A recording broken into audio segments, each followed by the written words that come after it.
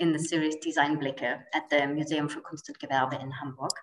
And I'm looking forward to listening to Tereza and looking at her works and afterwards talking with her.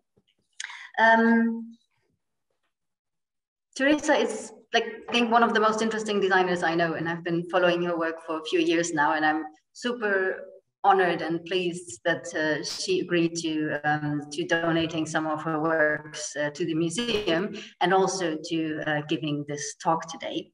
And to give you a short orientation, I will say something for about like 2 minutes, a short introduction, and then Tereza will present a series of her works. And this is going to be like a continuous flow, but you can type in your questions in the chat if you want to. And at the end of the lecture, we are going to have a designated amount of time for you to pose your questions. So I think all in all, it's going to be 1.5 hours. And I'll introduce myself briefly. I'm Julia Meer, and I'm head of the Posters and Graphics department at the Museum für Kunst und Gewerbe here in Hamburg. Have been for about 1.5 years. And one of my tasks is to expand the collection. And this is why I contacted Tereza. And yeah, as I said, I'm happy that we will be able to include her work in the collection. And the occasion of this lecture is exactly that Tereza donated some of her works to the museum. And because such a donation is a lot of work actually for her, because she has to put all the stuff together, send it to us, then we get back to her with a lot of questions about dates and who did the printing and all of this. Yeah, we ask quite a lot of her, and also she's taking the time today to talk about her works, and this is why she's getting a short, what's the English word for that? Like a symbolic gesture, an allowance of expenses from the SHK, the Stiftung Hamburger Kunstsammlungen. And I already introduced the Stiftung Hamburger Kunstsammlung several times. It's a foundation that enables the museum to regularly purchase stuff. And yeah, I especially thank Faline Eberling and Ann Clipton and all the sponsoring members, of course. And also, of course, Tereza, I thank you for taking the time to talk to us today and presenting your work and doing this, like putting together the presentation. And yeah, the reason that I asked her to talk about her works is that I consider it highly important not only to archive her work, but also to archive her voice, like talking about her work, giving us some insights on the motivations. And of course, Tereza has also published a lot, so it is rather like easier to get to know the background of her work. But I think it's a very special experience to hear her talk about it in her own voice. And this is also why we record this lecture. But we are only recording the presentation and the speaker. So I would love if you could turn on your cameras, because it's super weird to talk into all these black boxes.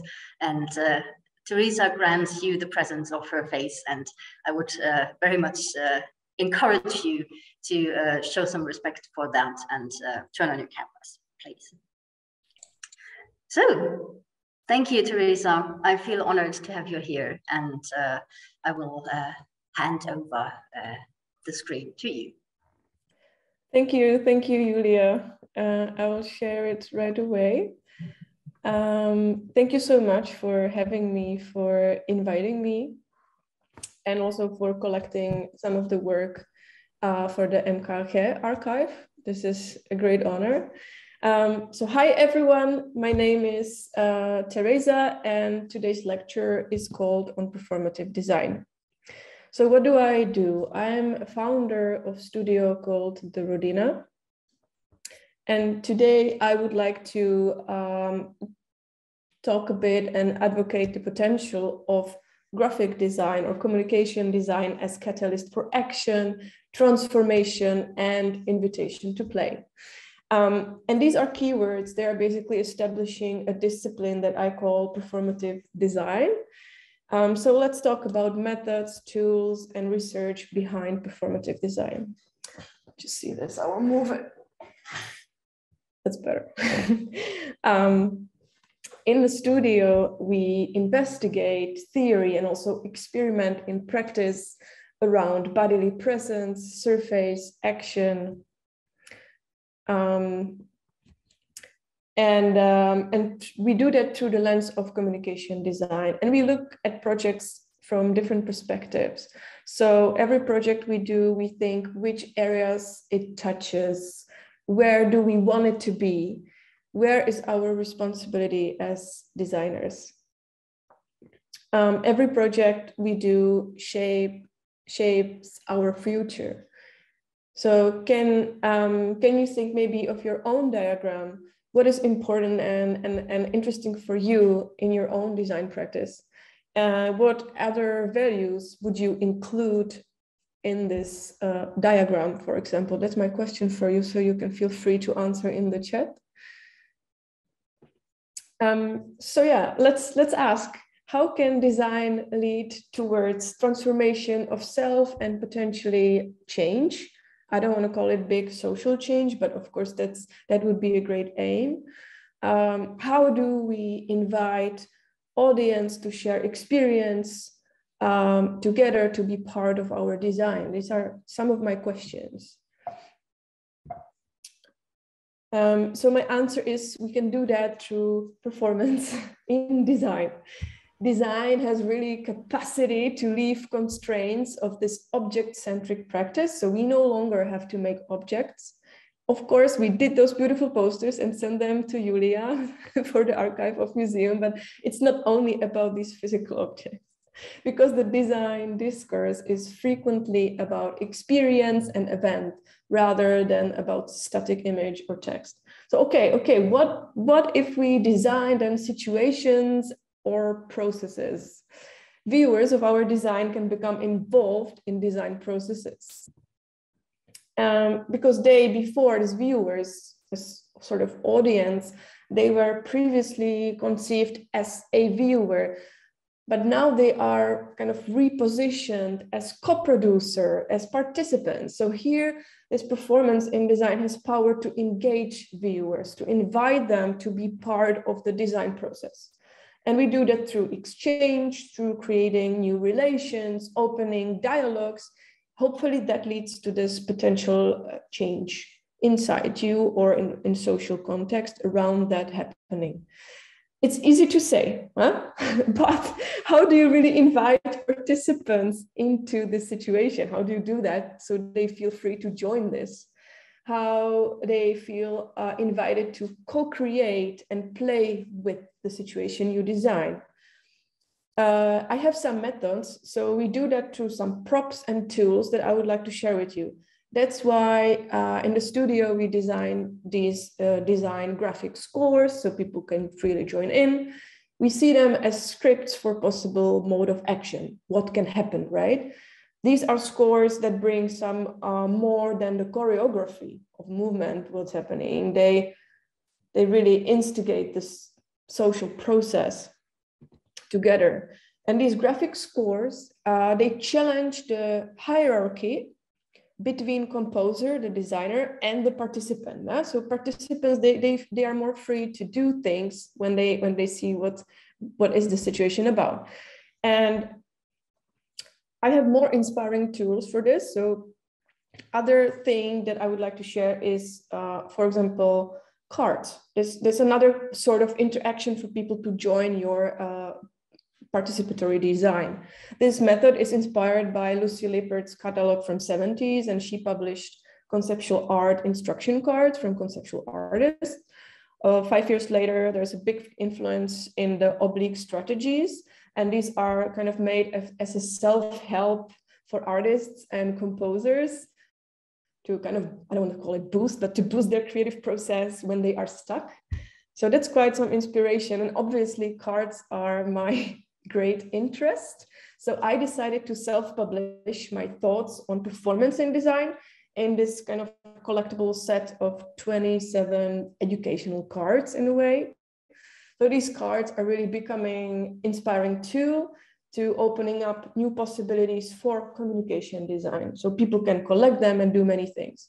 Another method is the method of Poncho, because to visually support very complex and let's say polyvocal narratives, I've learned this method from earlier performance artists, and this is Marta Araújo, Brazilian performer and activist, and she pioneered the power of Poncho in 80s. So that's quite inspiring, and dedicated to Araújo's practice. I'm showing here some Geo Ponchos, which are costumes for role play. And through those, human body can really connect maybe to a planetary body, or you can use these ponchos for any type of role play. These are powerful tools in design because the one who wears them can become something else through the means of role play. So you can become the other, right? So you can take this another perspective. It really helps you, to feel new things, do new things. So what is interesting, that this performance transforms viewer, participant, and you, the designer, at the same time. But what's special, that this transformation is not visible during performance. It's happening inside you and the participant. And for me, I have experience with these events. So this performative design brings other values than monetary, like understanding, sharing, joy, collective memory, excitement, and all sorts of feelings and emotions. Let's travel back to 60s. So I'm here trying to share my inspiration. This is like a backstage of what I create and where I take my inspirations.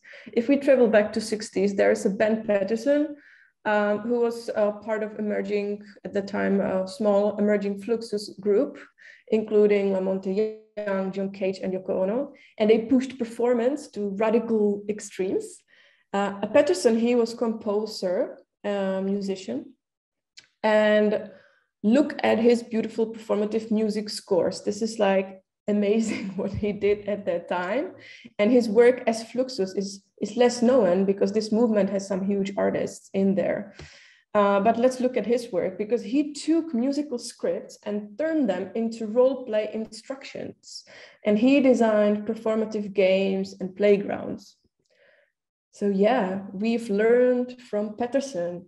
And his practice really led us to investigate and create various playgrounds, because he did it before, and you can really turn your designs into a playground situation. This one is called Unionize, and this has been conceived as a space to come together, to have discussions together. And in Unionize, we talk about difficult working conditions.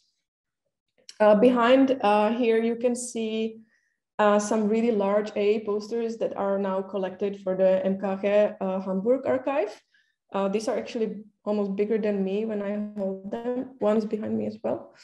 So it's a playground designed for rethinking and reshaping culture, norms, and values within the group of participants. Inside these playgrounds, we listen to each other and let others to have a voice. Playgrounds are spaces where the performance can happen.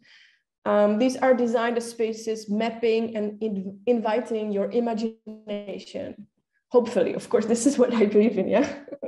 So I try to embrace collectivist production of future imagination. And these playgrounds are hopefully also safe spaces to experiment. But, you know, when you include this inclusion, there is also coming like collision and friction. You know, it's never that easy. So you have more people coming in, and of course there are collisions in such spaces. This one is called Uncertainty Seminars, and that's for lecture series in The Hague. But these uncertainty seminars, it expands the concept of uncertainty as critical tool, which is really interesting for me. And there are like different artistic and activist communities meeting And they together, they share ideas and do different performances, etc. So it becomes a space for community in a way. Participants can explore these playgrounds experimentally. So with their imagination, they can take an unplanned journey through a fictional space. But why is this participation that I talk about important for my designs, for this performativity? According to art theorist Claire Bishop, participation is key because it rehumanizes society fragmented by the repressive instrumentality of capitalist production. So that's really important for me. And inviting people to participate, let's be clear, it's not a necessity for a completion to complete our design. Here comes a real critique of often like misused participation in design, where design is then only finished when a free participating human labor is involved. Such process is designed the way that no other expression is accepted. No, we do not intend to have this kind of capitalist gamified participation. We don't want that. It's key to mention Auguste Debord's concept of emancipated spectator, spect-actor. So active, acting spectator, which I really love this term. And that comes also from the theater of oppressed in the 70s in Brazil. And that's inspired by a book that was published before by Paulo Freire, and it's called Pedagogy of the Oppressed. So that's quite a nice and important and heavy research. I don't want to call it theory. So let's go back to the playground. So you understand, we do not use our participants as human resources. No, for me, it's about sharing and being together, togetherness. And it's about joy and noise of being together. I'm really fascinated by collectively produced situations, but how to facilitate them? That's a big question and a task for designer, I guess. So I use performative design as means for creating and recreating new relations. Oops, were they moving a bit? Yeah, between people. These new relations between people, and it becomes like a tool for transformation that involves feeling, imagination, intellect together, as well as it's a tool for education, or maybe you can call it deschooling. So this was a short documentation by a performance by Ekin Tunkeli and Pinar Akkus, and that was performed last year in the Istanbul Biennial. So what you see is a surface full of geometric forms and emoji inhabited places if you zoom in. And hopefully they work as a vertigo to really pull the viewer, invite the viewer into the playground.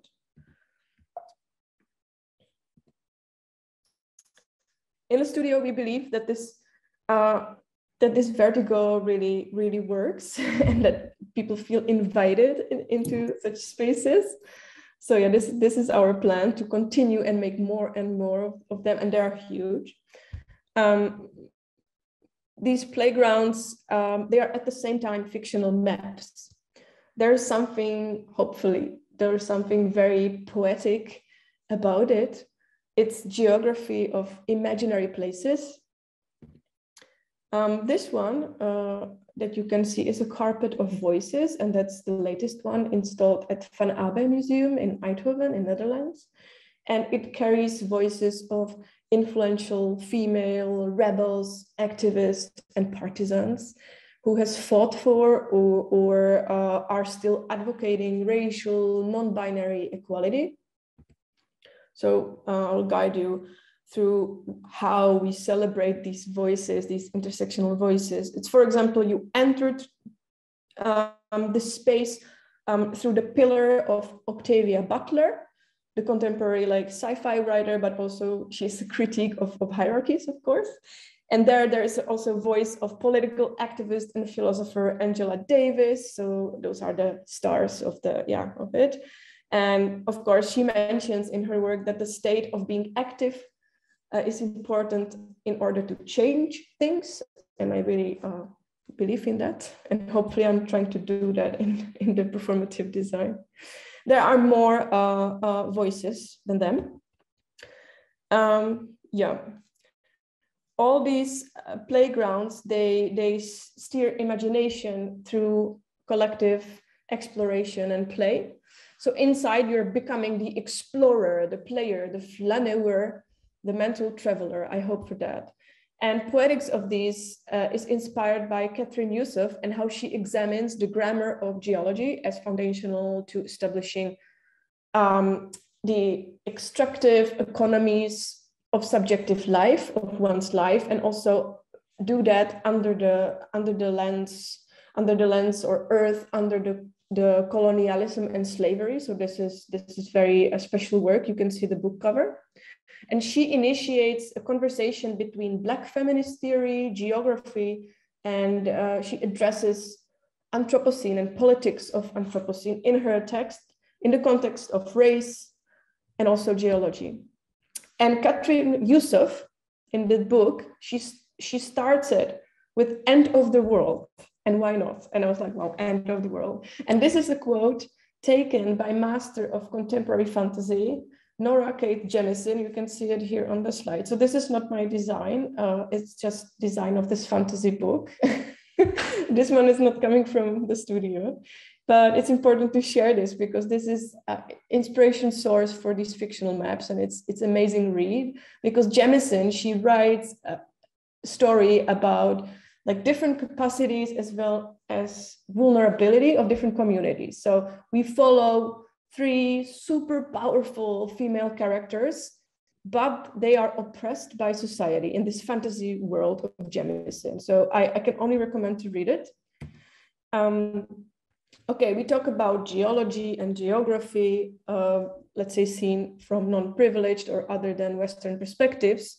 Okay, interesting, but let's talk about design then as living ecosystem, because this is where the inspiration comes. So we see design with its relations, connections, and hopefully that will allow us to focus on processes that lead into thinking about design as territory, or as a space for exploration. So how will future generations see our time that we, what will remain for them? Geologically, logically, practically, what kind of world is the result of our work? What kind of planet are we passing on to them? What will be left from all our beautiful images, seductive designs that we create? You're looking at a future fossil. Hopefully it's moving for you a little bit. And we see the fossil as a remain of the age when we humans irreversibly changed the geological setting of our very own planet. And these are morphing bodies. So I see them as hybrids between geological, technological, biological bodies. And I like to call them pickled humans. And while rendering these fossils, we worked on publication that gathers really fascinating knowledge. And we were desperate to activate this important knowledge locked in the book. So here comes the sketch, like how to make content accessible, but also attractive to people who don't typically read such books. How to make it more inclusive, or also idea what happens if the spreads become walls and you can walk around them. What happens when the book becomes environment? You can explore it as a player. So this is the architecture, top view of the central space of the book itself when it's being sculpted in a way. And you can see that the content, the essays, and the visual essays as well, they became truly walls and you can walk inside them. So this is a landscape, a book as a landscape environment. It's a meta book, I would say, because to make the experience even better, you can collect the book inside the book. So it's a game, it's a book and a game at the same time, but the book is physically printed. So if you win and have the highest scorer, you can get the book, which is a nice idea for a book lounge.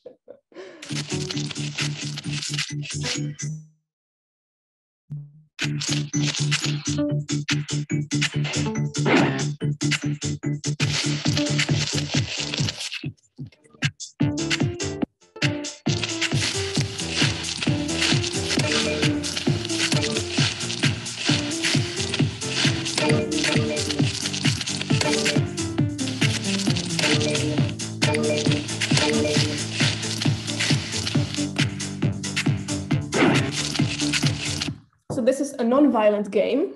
You can watch it online if you want. So turning physical book into a game, it brings some questions, maybe particular one, like how can designers create virtual worlds as alternatives or proposals to the current world we are living in? So let's try to see some of the designs as ecosystems, as spatial and temporal, full of life, hopefully, or virtual avatars as well. Because tools and software, knowledge and hardware for such world making are widely accessible. So why should they be left only for commercial purposes? No way, like in hands of companies only for entertaining industry. Like no, I say no. Artists and designers can use game engines and virtual worlds as their medium of expression. So through our imagination, we can sculpt and plan virtual worlds, right? We can create these unstable surfaces in constant change.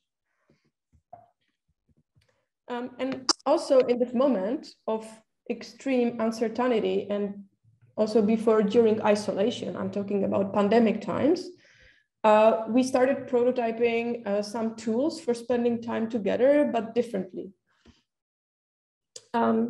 So we tested it on how we can do that inside these virtual worlds, inside these games.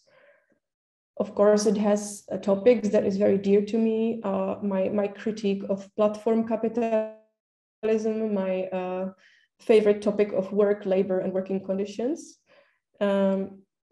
So yeah, I can really expand it, but maybe I shouldn't, because that can take a long. But what I want to say that we are all in this age of post-forced labor, we are all like self-performing on social media, and especially these days on never-ending conference calls, you know, Zoom, for example, or streaming platforms like Twitch, and we all perform what we do. So we are these kind of ultimate workers living in the world of colors and hope, you know, designers, happily self-exploited, performing like mad. We are workaholics and prosumers. And this is a term to say prosumers. We are prosumers. What does it mean?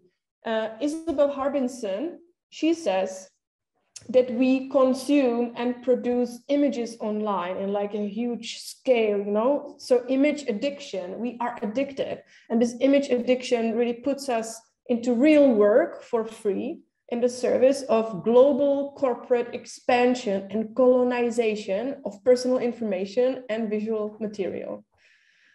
Leave it to land into your mind, but this is a great quote. You can come back to it. And the work is about it. One of these virtual spaces is about this topic.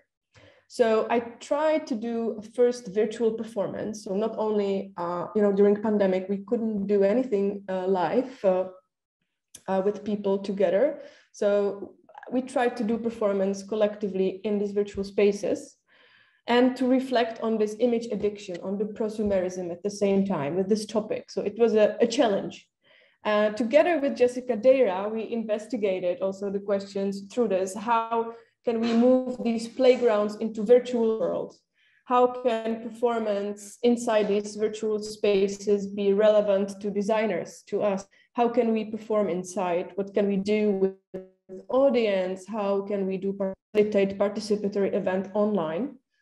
in the world that we would sculpt ourselves. So we explored this process of instrumentalization when citizens are slowly turned into users, the workers, prosumers, producing information, data, and images. Yeah, I mean, this world exists online, so you can visit it yourself. I will not bother you with all the visual material. There's a theory about it. This comes from South Korea, Shin Jung-won. He explores how gamification and this like image production dangerously combines labor and play. So suddenly, yeah, I mean, you can read it yourself, but suddenly play becomes hijacked by capitalist mode of production. And he writes that transition from industrial society to the information society takes a play form. So my question would be also, when we as designers design these virtual game spaces, these worldings, these games, aren't we also paradoxically contributing to this capitalism? Huh? It's I'm self-critical, maybe too much here. Yeah, but I should be, because it's a strange phenomena. But while creating all these virtual spaces, we realize that they are sometimes, and I believe so, more inclusive and affordable, accessible than physical spaces, than some galleries, theaters, or schools. So this is quite interesting, because you don't have to be physically there. You are in your home, you're on your phone even, you can just join. I mean, you need to be online. So you, as a visitor, you can explore these spaces by means of free play. This is just a showcase of some of them. If we start understanding that design as a process, then these borders between objects, actors, media, and surfaces are dissolving. So all these elements become part of the situation, of dynamic process of emotional excitement, at least for me. And to add, this world making is powerful force in constructing our dreams and desires, and doing it differently than the industry would do that. We can do it differently as artists and as designers. So since 2020, we designed and programmed, as a custom code, 9 different virtual multiplayer environments. So literally many users can meet there with their avatars, with their 3-dimensional bodies. And this is done, of course, for culture events. Thinking about game environments, let's look outside. Let's get involved in the matter of the physical world by asking how to use design to reveal rather than hide. And this is the last chapter, to come back to earth again, from flying into our imaginary playgrounds. So let's not be afraid to unwrap complex narratives. It's paradoxical, because as designers, I think we are trained, really well trained, to make shortcuts, to suggest strong and simplified messages to our clients, right? To have them to work with the motto, with the minimum, with the bare minimum that works. We are trained to communicate only the core of things. So we are the ones who cut the complexity out to have the main message. And yeah, I would like to change that. So yeah, let's do that again. Let's try for more difficult stories. And this one about Earth starts like this: that one day we looked at the planet's surface through the gaze of satellite, so from the top. And we combined that imagery with an underground mines and underground infrastructures. So that means what is hidden to our eyes, what is not there, what is not visible, but it's there actually. So these are infrastructures and maps of heavy industries, underground mines and quarries, and they have a lot to tell. So this is the hidden story that I intend to show here. Questions are where mining is exactly happening, or who profits and who doesn't have a voice in carbon extractivities. And there I identified several extraction locations on Earth for different chemicals, rare earth metals, etc. So for example, there is neodymium, lithium, titanium, and each of them, they had their designed surface. And they became chapters in a story, in an essay that we wrote together with philosopher of ecology in a collaboration. That it's a story that tells us about a massive extraction, a resource extraction behind design surfaces. So specifically behind what we use as designers. For example, for ink, for printing, that we need like white color, white and other colors are so special sometimes that it needs a lot, it needs to be extracted. Or our screens and devices and smartphones, everything needs, or these very rare earth metals and resources. Design theorist Alice Venlo, she talks about the visibility and measurability and direct impact of the damage by design that puts us and the planet in direct danger. And that's by products and even values that we might share. So it's an interesting read, and it's online, so everyone can read it.